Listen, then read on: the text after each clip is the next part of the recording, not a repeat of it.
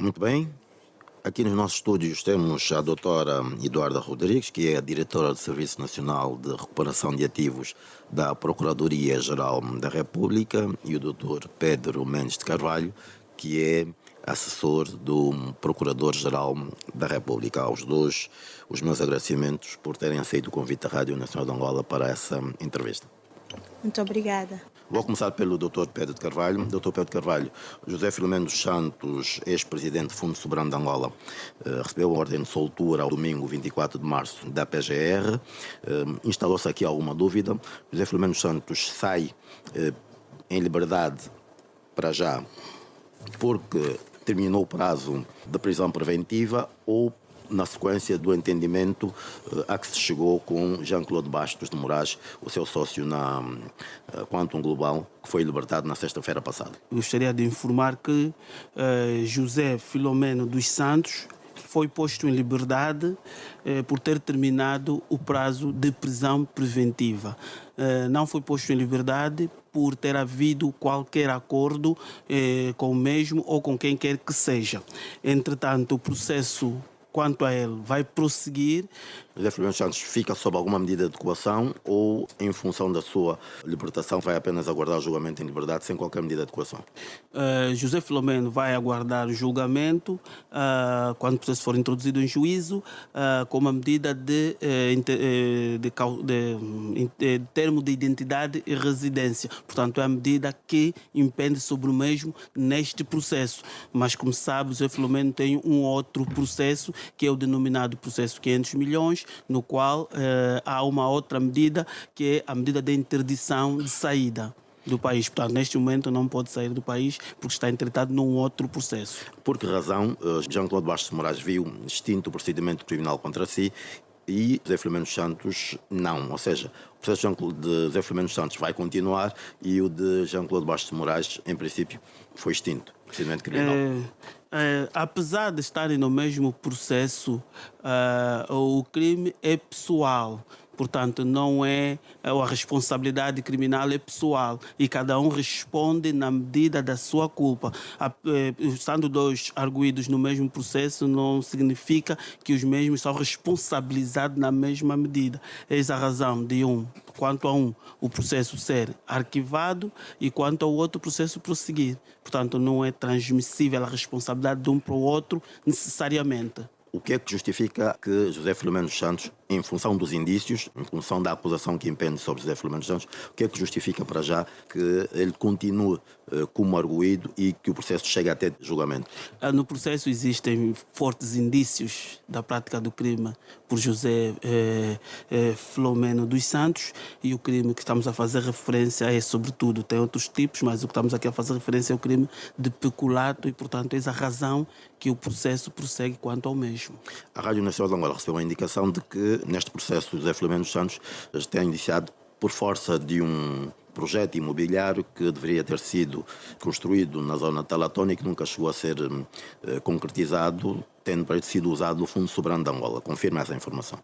O processo está em segredo de justiça e, como sabe, o processo em segredo de justiça, o Ministério Público não deve, ou o Ministério Público ou qualquer interveniente no processo não deve dar informações pormenorizadas sobre o processo. Esta questão que falas é uma questão que é do fundo do processo. Muito bem, Dr. Eduardo Rodrigues. Na sequência do comunicado da PGR, que dá conta da recuperação dos bens financeiros e não financeiros pertencentes ao Fundo Soberano de Angola, que estavam sob a gestão de Jean-Claude Bastos de Moraes e da Quantum Global, a quem foi restituída a liberdade, Jean-Claude Bastos de Moraes, instalou-se aqui alguma polémica, ou se quisermos alguma divergência de opinião em relação à medida tomada pelo Ministério Público de não mais prosseguir criminalmente contra Jean-Claude Bastos de Moraes. De facto, o que é que esteve na base desta decisão da PGR? Muito obrigada pelo convite. Importa primeiro aqui referir, estamos aqui a falar de Jean-Claude Bastos de Moraes, mas é sempre importante mencionar que nós vamos fazer menção de um processo que ainda está em segredo de justiça e, portanto, corre os seus trâmites. Apesar de ter havido extinção da responsabilidade criminal em relação a Jean-Claude Bastos de Moraes, existe um outro arguido, que no caso é José Filomeno dos Santos, que continua a ser arguido e, portanto, a Procuradoria-Geral da República, em relação a este, continuará a persegui-lo criminalmente e daí que vamos, no interesse público, justificar a atuação da Procuradoria-Geral da República, mas sempre tendo em atenção que existe aqui direitos a serem acautelados, e no caso segredo de justiça e direitos de cidadãos que no caso são arguidos no processo e que nós devemos respeito e, portanto, e proteção legal nos termos da lei e da Constituição. E então a resposta que temos a dar a esta questão é, primeiro, que, em primeiro lugar, nós instauramos um processo-crime e colocámo-lo, Jean-Claude Bastos Moraes, como um dos arguidos no processo, em virtude de existirem indícios fortes da prática de um crime econômico praticado quer por Jean-Claude Bastos Moraes, quer por José Filomeno dos Santos. Em virtude dos indícios, a Procuradoria-Geral da República, tendo em conta a informação que dispunha, até sob pena de haver perturbação do inquérito e até o chamado também perigo de fuga, levou a aplicação da medida mais severa que nós temos, que é a prisão preventiva em relação aos arguidos. Mas no decorrer do processo, é aqui importante referir, que é muito importante, no decorrer do processo nós verificamos que não possuíamos várias informações que eram fundamentais para que pudéssemos justificar a detenção de Jean-Claude Bastos Moraes. O que é que se passou? O Fundo Soberano, que era o mais lesado nisso, porque nós estamos aqui a discutir os valores do Fundo Soberano, não dispunha da informação necessária para levar a bom porto a investigação que decorria na Procuradoria-Geral da República. E quando eu falo não dispunha de informação, ou seja, nos seus recordes, nos seus arquivos, não tinham os documentos necessários, os contratos.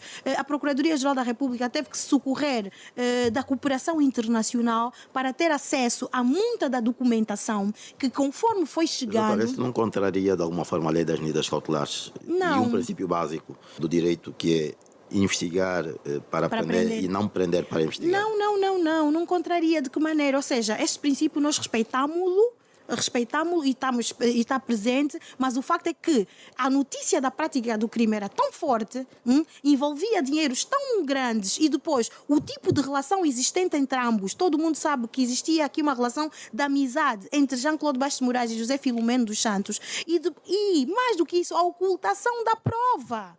A perturbação do próprio inquérito levou com que a Procuradoria-Geral da República tomasse a posição que tomou. Ou seja, naquele momento era a situação ideal que deveria ser feita para poder acautelar a própria instrução do processo. Portanto, nós não houve aqui violação de nada. Nós não prendemos para investigar. Os indícios que nós tínhamos no momento é que nos levaram a isso. Só que aqueles indícios eram de tal maneira fortes que não permitia mantê-los fora da prisão preventiva. E mais, a condição financeira dos próprios arguidos, que poderiam permitir então a fuga, levou-nos também a tomássemos essa atitude cautelar. Mas devemos continuar a investigar. Isto é um processo complexo. Não se esqueça que nós estamos aqui a falar de um crime financeiro extremamente complexo e que nos levou então a uma investigação também complexa que não poderíamos investigar só em Angola. Estamos aqui a falar, os contratos foram celebrados, alguns em Angola, mas a maioria dos contratos não foram celebrados em Angola. Ou seja, estamos aqui a discutir direito estrangeiro, porque os contratos foram todos celebrados à luz do direito inglês e depois cuja aplicabilidade dos mesmos eram feitos quer no Reino Unido, quer nas Ilhas Maurícias e também com algum interesse para a Suíça. Daí que nós, com base na informação que tínhamos, não era suficiente. Nós tínhamos que seguir o rastro da investigação, o que nos levou a recorrer à cooperação internacional para podermos ter acesso a mais informação. Voltando à questão inicial, o que é que presidiu essa medida da PGR de extinção do procedimento criminal contra Jean-Claude Bastos Moraes? De facto, olha, deparámos-nos com essa cooperação internacional, com a informação que nos foi trazida no processo, deparamos que os indícios já eram fracos, ou seja, os indícios começaram a ficar cada vez mais fracos para justificar a manutenção da prisão preventiva de Jean-Claude Bastos Moraes. Por quê? Porque verificamos que toda a atuação de Jean-Claude Bastos Moraes foi feita com base em contratos celebrados entre o Fundo Soberano e as empresas do Grupo Quanto Global, de que ele era o maior acionista e, portanto, justificou a atuação dele. Ou seja, os contratos eram legais, ou são legais? É assim, nós temos que dizer que os contratos, apesar de extremamente lesivos para o Estado angolano, eram contratos legais.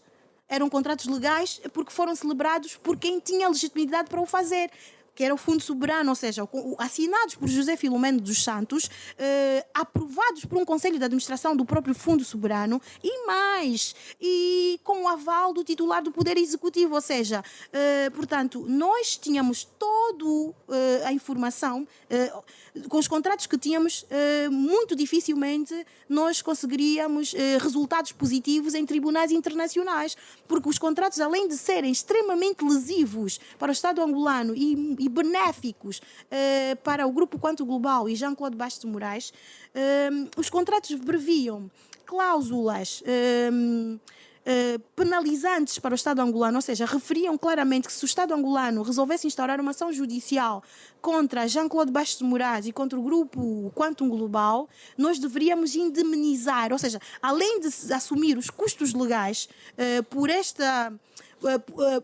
pelos custos legais por ter instaurado a ação judicial, também em relação a eles, teríamos também depois, posteriormente, pagar uma indemnização a estas empresas e Jean-Claude Bastos de Moraes. E nós estamos aqui a falar que são mais de 20 empresas que foram criadas por essas entidades para a gestão dos nossos ativos. Estamos aqui a falar de contratos leoninos, ou seja, em que uma das partes ficava com a parte do leão, passa a redundância, e o Estado era lesado. Sem dúvida, sem dúvida. Nós podemos dizer que são contratos leoninos, sim. São contratos que prejudicavam muito o Estado angolano, que concediam direitos a Jean-Claude acima do normal e ao Grupo Quantum Global, nomeadamente os FIIs de gestão. Nós estamos aqui a falar os honorários que o gestor de investimentos tinha que ter para gerir esses 3 mil milhões de dólares. Eram muito acima dos FIIs exigidos a nível internacional, ou seja, os padrões internacionais. Nós estamos aqui a falar do Fundo Soberano da Noruega, que é o maior fundo do mundo, não tinha esses FIIs de gestão, ou seja, os FIIs de gestão estão balizados entre 0,80% a 1%, e nós estamos aqui a falar de 3%, ou seja, é muito dinheiro, 3% sobre 3 mil milhões de dólares. A nível de gestão, eles não... Só com este valor eles ganhavam imenso dinheiro, mas quem os legitimou para isso? Foi o próprio Estado. E nós, num dos processos que nós tivemos no Reino Unido, que não correu bem para o Estado angolano, em virtude mesmo desta legitimidade na celebração dos contratos, uma das questões que o juiz da causa referiu foi precisamente que, de facto, ela assumiu que os FIIs de gestão eram um pouco acima do normal, mas o Estado aceitou isso. Foi um contrato que foi feito entre as partes, acordaram nesse sentido e mais, recomendou às partes quanto que instaurassem uma ação judicial contra o Estado angolano a exigir responsabilidade civil em função, portanto, a exigir uma indenização em função de terem violado o contrato por terem instaurado uma ação judicial contra eles, porque nos termos do contrato nós nem sequer podíamos instaurar ações.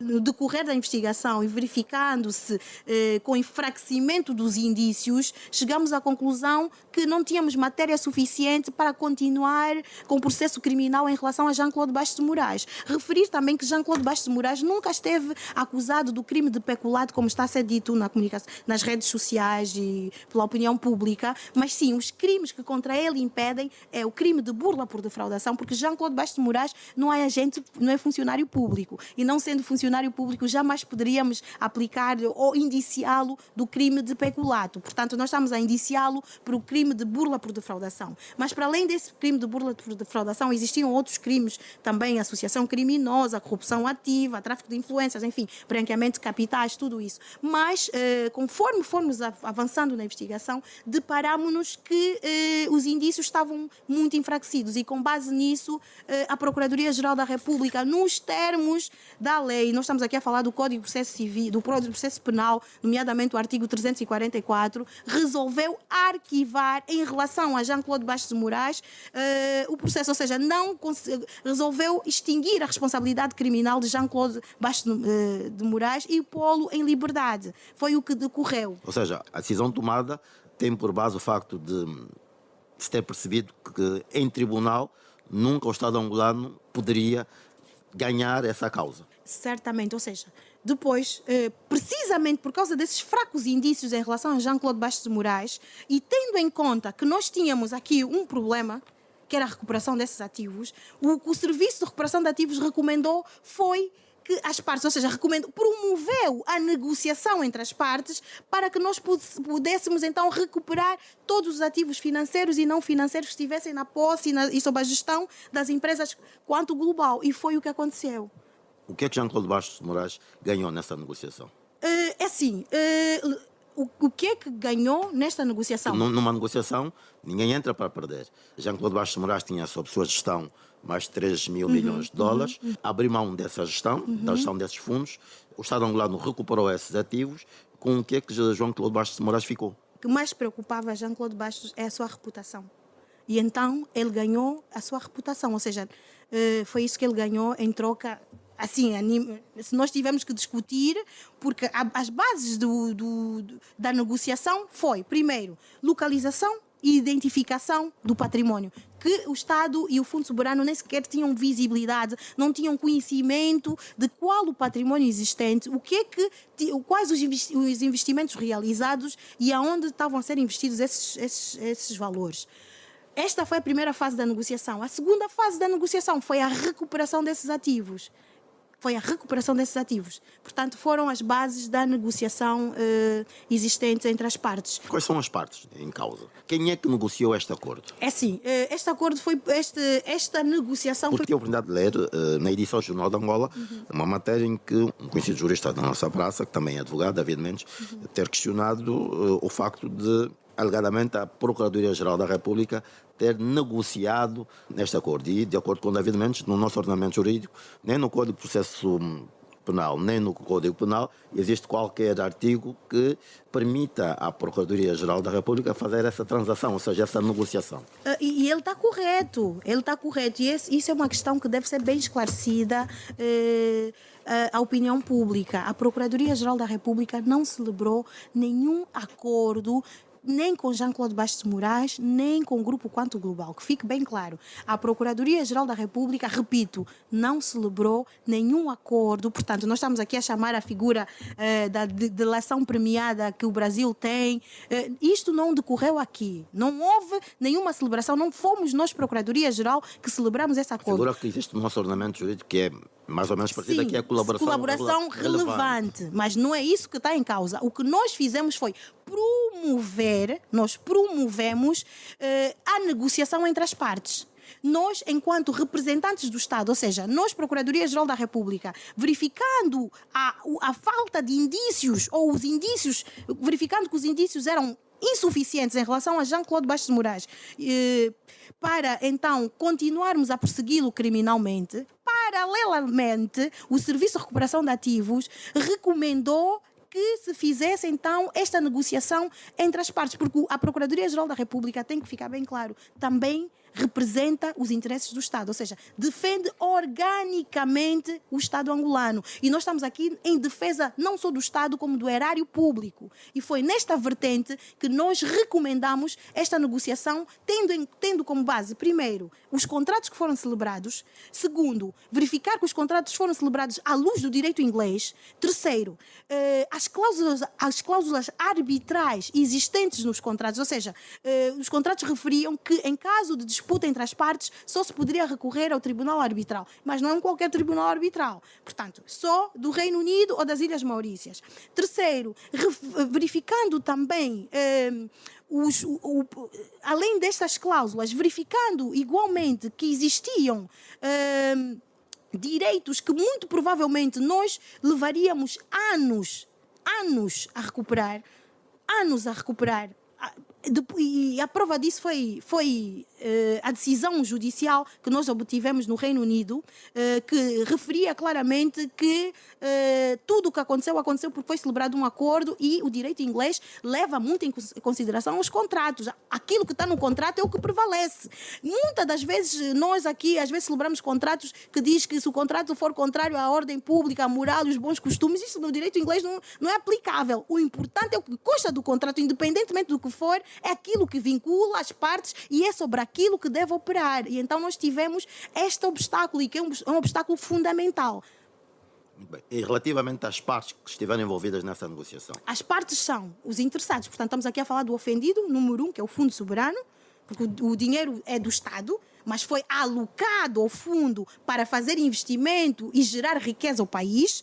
Estamos a falar do próprio Estado angolano, que tem que estar envolvido na qualidade de... Estamos aqui a falar O Estado, do dinheiro. no caso, foi representado pelo Fundo Soberano. Sim, exatamente. Estamos a falar também das partes quanto, ou seja, estamos a falar das empresas, estamos a falar de várias estruturas, mais de 20 estruturas de empresas que foram criadas para gerir os nossos investimentos, e certamente estamos a falar de Jean-Claude Bastos de Moraes, enquanto também um dos acionistas maioritários dessas estruturas. No plano meramente material, o que fica é que o Estado conseguiu recuperar, e em linguagem mais clara, para que todos percebam, 2 bilhões e 350 milhões de dólares, cerca de 2 bilhões e 350 milhões de dólares, em bens financeiros, e cerca de 1 bilhão de dólares em património, ou os chamados bens não financeiros. O Ministério Público, percebe-se, desistiu do processo criminal por força deste ganho. Do ponto de vista estritamente jurídico, o facto de o negócio ter sido autorizado pelo Executivo angolano na altura limitava as hipóteses de Angola vencer esta batalha judicial nas mais diversas jurisdições, nomeadamente Suíça, Ilhas Maurícias e também Inglaterra. Certamente, de facto, teríamos as probabilidades de vencer essa ação eram muito diminutas. Tenho a dizer que, mesmo assim, o Estado angolano não desistiu. Nós tentamos lutar e lutamos, instauramos uma ação no Reino Unido, que é aquela que teve o desfecho que teve, instauramos ações nas Ilhas Maurícias a tentar desfazer, a solicitar a dissolução dessas entidades que foram criadas e que estavam a gerir o património do Fundo Soberano. Existia um processo crime que estava a correr na Suíça, onde nós nos constituímos assistentes no processo para poder acompanhar o processo, porque também que estava em fase inicial, e portanto, e mesmo cá em Angola, nós instauramos uma ação para tentar anular, não os contratos, nós sabíamos que não tínhamos como anular os contratos, mas os atos precedentes, ou seja, os atos que antecederam à celebração dos contratos, porque estavam errados, porque havia ali falta de concurso público na escolha do gestor único, os contratos não passaram para o Tribunal de Contas, ou seja, existiam aí uns vícios, referentes a normas imperativas que nunca deveriam ser violados sob pena de nulidade. Anulando-se esses vícios, anulava-se tudo o que vinha para frente. E foi com essa base que nós instauramos também em Angola esta ação. Mas, a nível prático, nós teríamos muita dificuldade na aplicação desta norma, ou seja, na execução desta norma. Porque, primeiro, o dinheiro não estava em Angola, o dinheiro está em Londres. Segundo, o direito aplicável nos termos do contrato é sempre o direito inglês e, portanto, a ação deveria ser instaurada no direito inglês e nunca poderia ter sido instaurada num tribunal, mas sim sempre num tribunal, ou seja, num tribunal comum, mas sim num tribunal arbitral, em virtude das cláusulas constantes, a cláusula arbitral, a cláusula compromissória existente no referido contrato.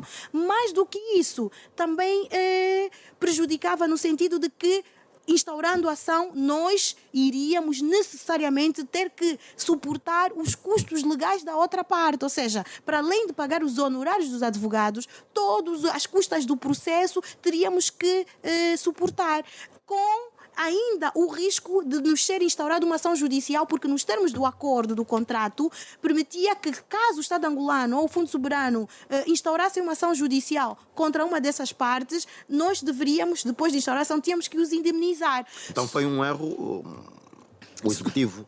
Só por isso, não, deixe-me só responder. Só na altura, por isso, não ter acautelado essas questões e ter permitido que se celebrasse, se celebrassem esses contratos, sim, esses contratos da forma como foram celebrados. Sim, foram celebrados de forma extremamente lesiva ao Estado angolano, permitindo que nós não tivéssemos visibilidade alguma nos negócios que foram celebrados posteriormente entre o gestor de investimentos e terceiros, e também, mais do que isso, permitiu até ao Estado angolano que nós nós gastássemos a nível de custos legais de só este período, estamos aqui a discutir o período de quase 2 anos de discussão, de luta em relação a isto, foram mais de 10 milhões de dólares só em custos legais e honorários e responsabilidades. É verdade, a nível internacional, porque nós estamos aqui a falar de muito dinheiro. Agora imagine se nós continuássemos a pleitear mais 5, 7, 10 anos, quanto o Estado angolano iria perder. Eu acho que a negociação foi a forma mais airosa de sairmos deste problema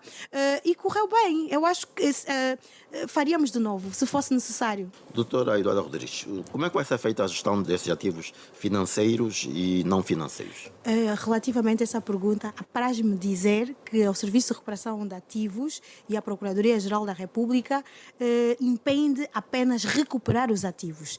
Agora, quanto à gestão dos mesmos, no caso, estamos aqui a falar do Fundo Soberano, os mesmos já estão sobre a esfera de disponibilidade jurídica do Fundo Soberano, portanto, na posse do fundo, e cabe ao fundo a sua gestão. Portanto, é o Fundo Soberano... A doutora dizia que o dinheiro está em Londres e grande parte desses ativos mas em contas bancárias do Fundo Soberano. Pelo mundo. Sim, em contas bancárias do Fundo Soberano. O Fundo Soberano é o titular de todas as suas contas. Aliás, aqui um parênteses... Então, neste momento, o dinheiro já está sob a titularidade do Fundo Soberano da Angola. Exatamente. Nas contas bancárias do Fundo Soberano, quer nas Ilhas Maurícias, quer no Reino Unido, os dinheiros estão nas suas contas bancárias e, portanto, o Fundo Soberano cabe agora, impende a sua gestão nos termos da sua política de investimentos que foi aprovada por decreto presidencial.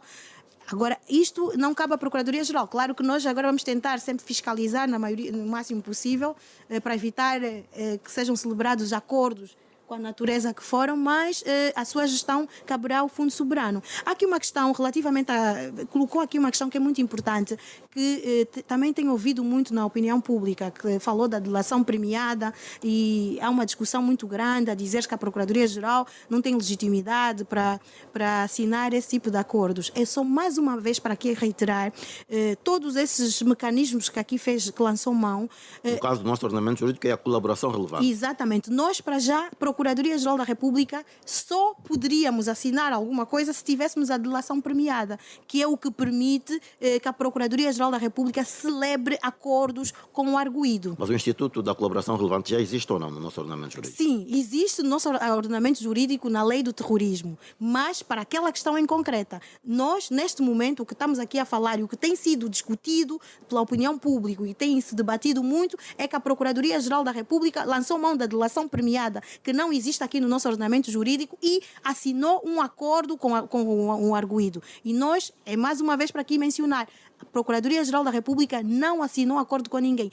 Promoveu uma negociação que culminou na recuperação dos ativos. Acho que isso é muito importante referir para que fique bem claro. Doutora Eduarda, tem-se questionado também o facto de, no comunicado da PGR, fazer-se alusão apenas a bens financeiros e não financeiros na ordem dos 3 bilhões e 350 milhões de dólares. Exato. O Estado angolano conseguiu recuperar, de facto, todo o dinheiro que estava sob gestão de Jean-Claude Bastos de Moraes e as suas empresas? Sem dúvida. O Estado angolano recuperou todo o dinheiro que estava sob a gestão do grupo Quantum Global e de Jean-Claude Bastos de Moraes.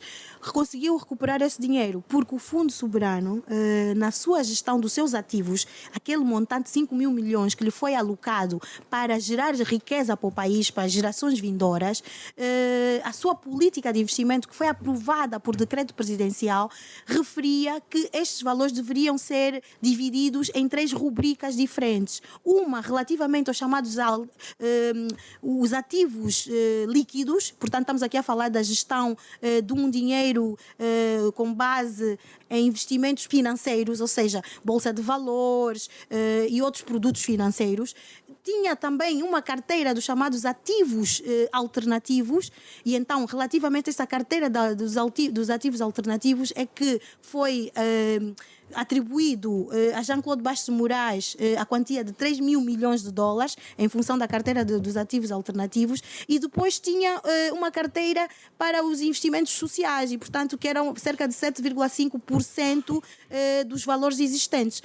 Referir aqui que, relativamente aos ativos líquidos, o valor que foi atribuído ao fundo, ou melhor, que o fundo atribuiu para a gestão de investimentos dos ativos líquidos era de 1.000 milhões e 500 milhões milhões de dólares dos Estados Unidos da América. Portanto, quando iniciou, no fim da gestão de José Filomeno dos Santos, quando entrou a nova gestão do Fundo Soberano, e eles aperceberam-se da falta de visibilidade do negócio, ou seja, não tinham conhecimento de onde estavam a ser investidos esses ativos financeiros, tentaram alguma aproximação e não conseguiram resultados positivos. Como aquele dinheiro, já que se encontrava nas suas contas bancárias, o 1.000 milhões e 500 milhões de dólares, portanto que depois, claro, com os juros e tudo, acho que foi para 1.000 milhões e 800 milhões de dólares, eles conseguiram recuperar imediatamente, ou seja, foi só retirar das suas contas as empresas Quantum Global e eles passaram a gerir eles próprios este valor. Portanto, este valor sempre esteve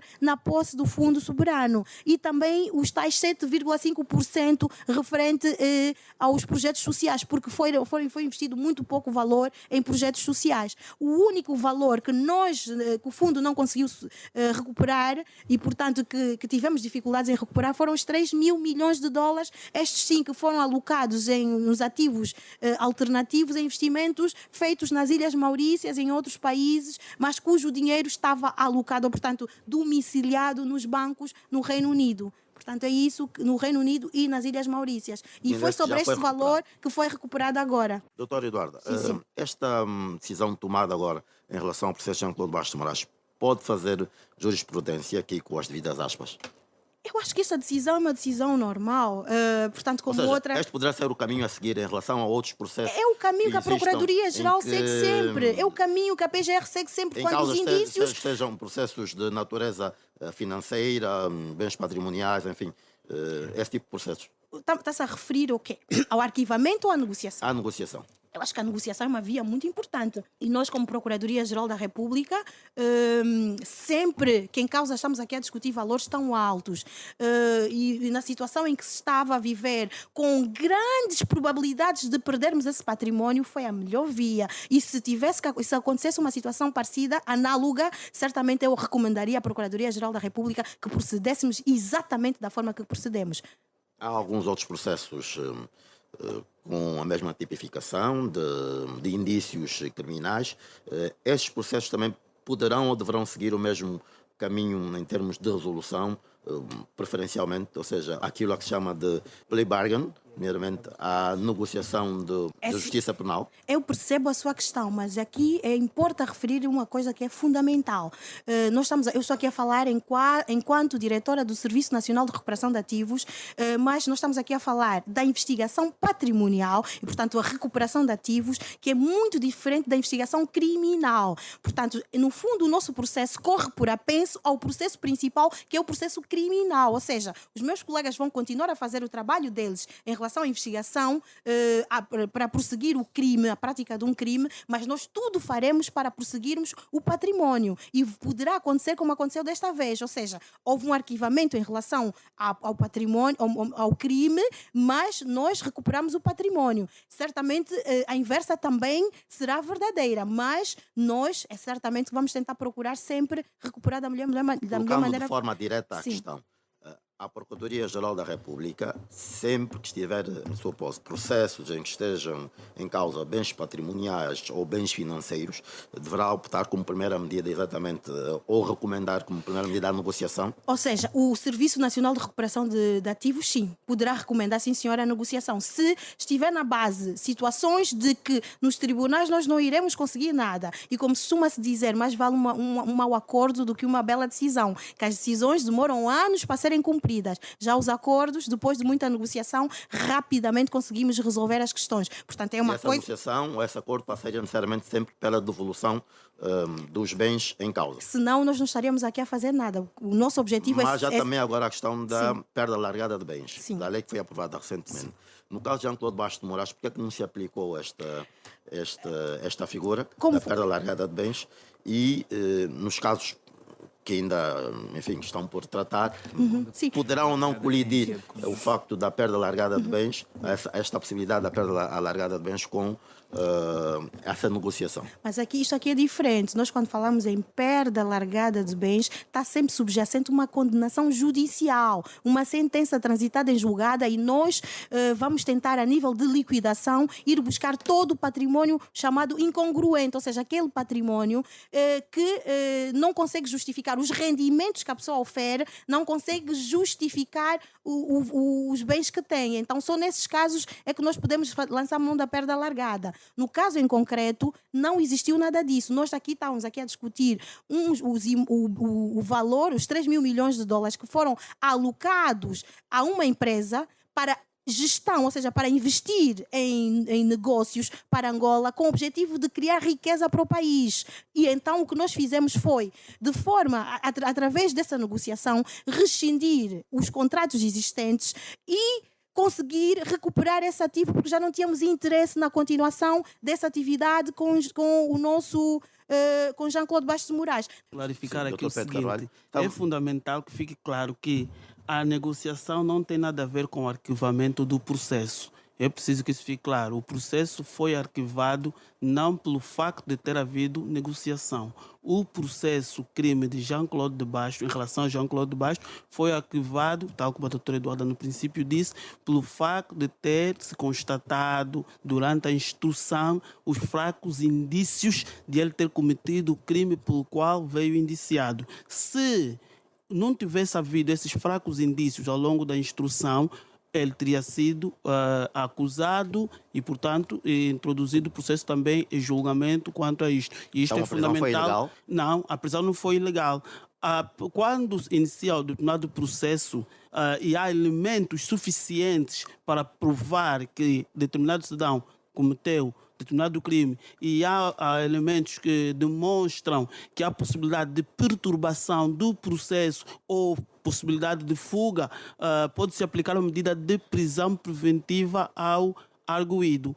Mas isso não impede que durante a instrução, se verificarem que esses indícios enfraqueceram, que o mesmo seja posto em liberdade. Isto é em relação a este processo e em relação a milhares de processos que têm-se feito todos os dias. Por exemplo, temos o artigo 344 do Código de Processo Penal que diz arquivamento do processo em relação a alguns arguidos. Diz assim: se pela instrução se mostrar que algum dos arguidos não é agente da infração ou que por ela não é responsável ou que a respectiva ação penal se extinguiu quanto a ele, assim se declarar nos autos por despacho fundamentado, mandando-o pôr imediatamente em liberdade se estiver preso. Quer dizer, estar preso em prisão preventiva não é já uma condenação em definitivo. E a lei dá esta possibilidade porque é uma medida para, portanto, realizar-se a instrução. E é o que aconteceu neste processo. Portanto, é só para separar essa possibilidade de, se houver alguma negociação que não tem nada a ver com os factos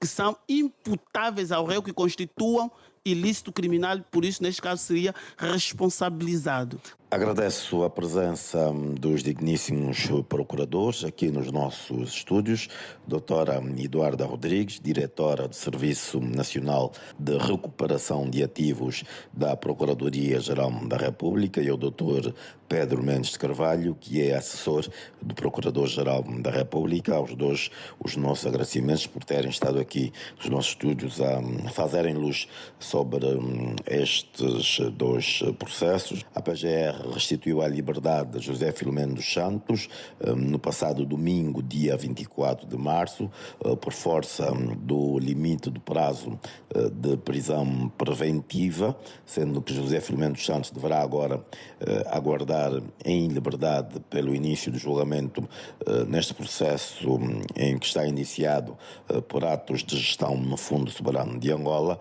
E também falamos a propósito da extinção do procedimento criminal contra Jean-Claude Bastos de Moraes e a sua soltura.